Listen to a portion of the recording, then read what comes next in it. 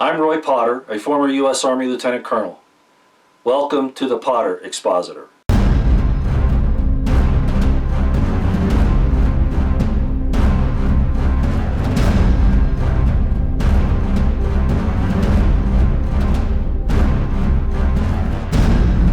Hi ladies and gentlemen, today is June 27th, 2017, and I want to start off by just reminding you about Craig Sawyer's vetsforchildrescue.org and also opdeepstate.com. These are both organizations that are doing all they can to point out the problems with pedophilia on the part of Craig Sawyer's website. Deep State does that as well, but also general corruption in government. So I'd like you to go look at those and see if you could help out in any way you can. Again, vetsforchildrescue.org and opdeepstate.com. Thank you for that. Now let me just get on with some other things. I've talked a lot about some other YouTube sites that are really good that I've found lately. Actually, I've known about them for some time, but I want to point them out to you, and you probably already know these. Lisa Haven, very good. I'd like you to go watch her channel. And another new one, a young man who's doing a fantastic job at destroytheillusion.com, and he's also on YouTube. So if you'd go and check those out for some more information. I'm cutting back quite a bit, but I'm finding that there are so, as I've said before, there are so many out there that are doing so many good things, not just Alex Jones and InfoWars or Michael Savage or any of those that are really big names, but also the smaller ones that approach these topics from a slightly different viewpoint sometimes, but the information is very good. Also, especially on Destroy the Illusion, he goes into some other things that are going on that, you know, people like InfoWars won't cover. And it's sometimes from a spiritual side, sometimes from a science side, but I find it to be refreshing, and his delivery is very good. Okay, just a couple of those that I wanted to get out there, and of course there are many more. A lot of things happening, of course. We're finally seeing the corruption from the Obama administration, the real Russian collusion starting to come out. The corruption in the DOJ with Loretta Lynch, of course Comey and the FBI and McCabe. And I've got to hasten to add that this corruption in these deep state infiltrated institutions run very deep, and there's going to have to be a massive firing several levels down, and a lot of us have called for that. The fact of the matter is that if you remember, I think it was Clapper, it may have been Hayden, I don't recall which one, said that Trump is attacking our institutions, and it makes it sound like he's attacking America. And that's what they want it to sound like. And I want you to understand, of course you probably do, that when they say that Trump is trying to dismantle and attack our institutions, he means the deep state that does not represent the American people. They think that they're the government. The bureaucracies think that they're the government. Instead of being a government of, by, and for the people, this has now become a government of oppression of the people and to start wars, perpetual warfare. And so we need to be aware that these people are in there and they're well entrenched. It's actually been decades, but Obama and his administration more or less solidified that and put them several levels down. Maybe even some of the field people are that way. A lot of people ask why I'm so hard on the FBI. Well, it's because I was in law enforcement, and because I expect better things, even if it means at the risk of them losing their jobs or their pensions. And I know that's a hard thing to do, but if you know of corruption, you have to come out and say something, which we're going to talk about today. A couple of FBI agents did as far as the cover-up that the FBI was engaged in trying to protect Hillary and Harry Reid and the others. Okay, Syria's back in, of course, today. You know, as we've all said, as the deep state gets more and more exposed, the New World Order, they'll do everything they can to stop from losing power, and war is one of those things. And we see now the same old Syrian narrative about, oh, they're going to use, you know, weapons of mass destruction on their people. You know, this is an old story, and we've got to recognize it for what it is. It's a lie, and it's to justify doing whatever they can get away with to take the investigations off of them. So in that regard, real quickly, I just want to say that Trump needs to fire UN Ambassador Nikki Haley, who's nothing but a usurper and a puppet of the deep state. And he also needs to fire National Security Advisor McMaster. And a lot of us have been calling that for a long time. Trump just needs to realize he needs to totally get out of those neocons completely. I had on Twitter today, very interesting, I'd like to put it up here, but I won't. You might remember the whole situation with the possibility of a nuke going off in Charleston Harbor in South Carolina. And this was back, Lindsey Graham actually brought this up. And at that time, of course, we were missing some nuclear weapons, or there was a nuclear weapons transfer without the proper normal authorizations from Dyess Air Force Base in Texas, and Alex Jones covered that quite a bit. The point being that, well, Nikki Haley apparently knew about some of this. And we keep hearing about some other things that are going on, you know, with this whole nuclear problem. So just be aware that, you know, there's always a possibility of another false flag. It's funny how these things come back and tie in. But I don't trust Nikki Haley, and I've never trusted Lindsey Graham, and of course I've never trusted John McCain. He's a liar, deceiver, traitor. Everything that you could say bad about somebody, he's it. He's been my nemesis for a long time. So the Syria thing is up in arms again. Remember, they're trying to get our attention off of their own culpability, their own crimes, their pedophilia, their corruption, their thefts, their murders, their wars, all of that, and by starting a war. And I'm also concerned that, of course, this whole thing with the OFA and the Soros leftist, progressive, Marxist groups is starting in July around the 2nd, and I think we'll see this begin to rise in danger. And as that goes up, they're also going to try to heat up wars overseas so that they get our military out of our country here, the ones that we can count on. NORTHCOM cannot be trusted. And I have some questions about JSOC. But regardless, there'll be some people in special operations that will get upset about this. But if they really look at what's been happening to them, they'll probably realize that I'm right. So you remember the whole thing with Jade Helm and the geospatial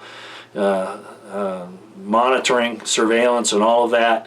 All of that was in preparation in case the powers that be were discovered to the point where they became endangered by the populace awakening to them.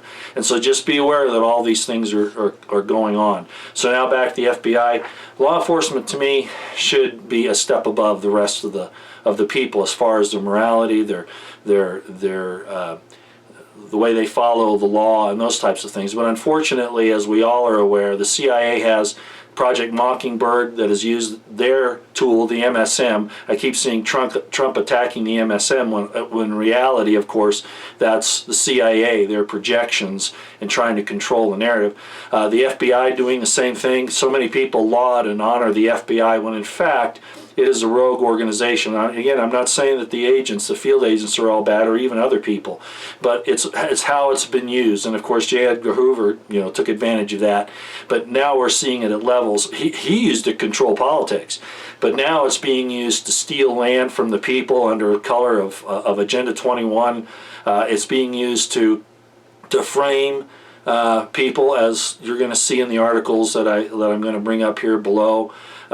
Framing people, setting them up, you know, creating a crime. The FBI, what it does is it creates a scenario where they can say that a crime is going to be committed, and then, you know, they go in and they manipulate the situation to get the people to go into a situation where then they can say it's a crime, even if it isn't.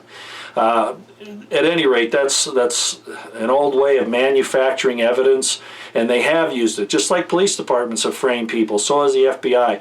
And now we find out, of course, that it's because part of the reason is the FBI has been involved, at least the upper echelons of it, in trafficking in uranium along with Hillary Clinton. Mueller, of course, is who I'm talking about, and of course it probably goes even to Comey and others. I can't prove that at this point, but I think George Webb has alluded to that. Certainly it's come out. You'll see a link below with David Knight, when he talks about that, it's actually called, I'm calling it uranium is FBI's gold. And it's a little story that David Knight did on that. And of course the land grabs around the country, specifically in Nevada. And we see how they have manipulated people. And I can actually prove this.